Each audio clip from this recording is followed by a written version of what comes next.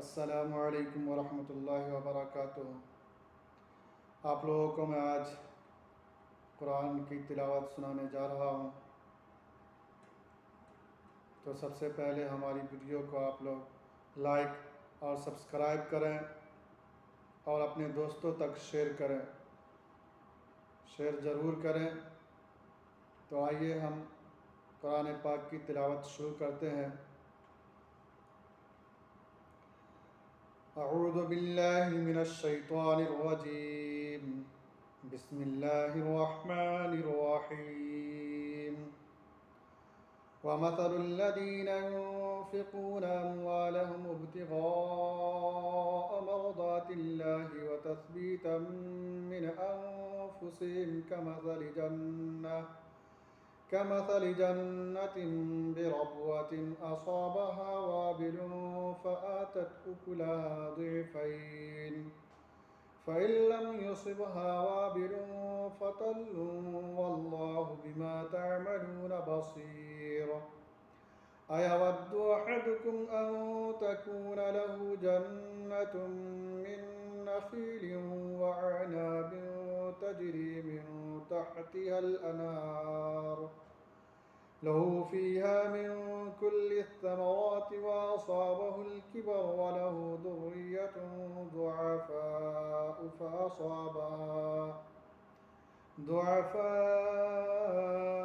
فأصابها إعصار فيه نار فاحترقت. كذلك يبين الله لكم الآيات لعلكم تتفكرون.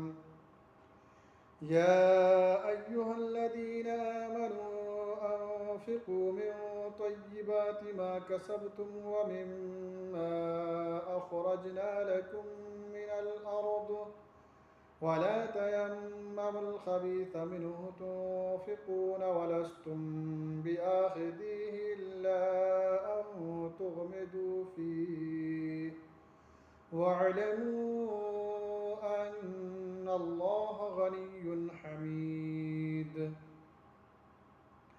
الشيطان يعدكم الفقر ويأمركم بالفحشاء والله يعدكم مغفرة منه وفضلا والله واسع عليم.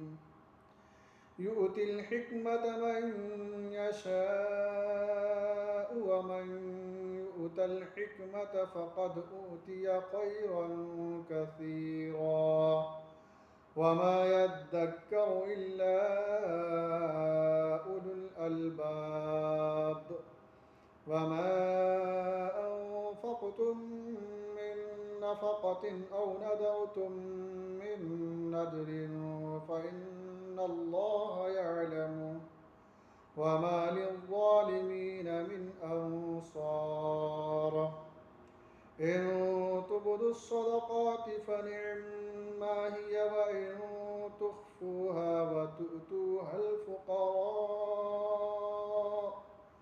وتؤتوها الفقراء فهو خير لكم ويكفر عنكم من سيئاتكم والله بما تعملون خبير. ليس عليك هداهم ولكن الله يهدي من يشاء وما تنفقوا من خير فلأنفسكم وما تنفقون إلا ابتغاء وجه الله وما تنفقوا من خير يوفى إليكم وأنتم لا تظلمون.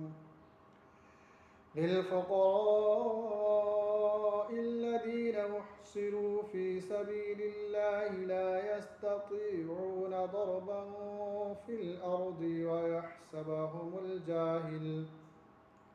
أحصروا في سبيل الله لا يستطيعون ضربا في الأرض يحسبهم الجاهل أغنياء من التعفف تعرفهم بسيماهم لا يسألون الناس إلحافا وما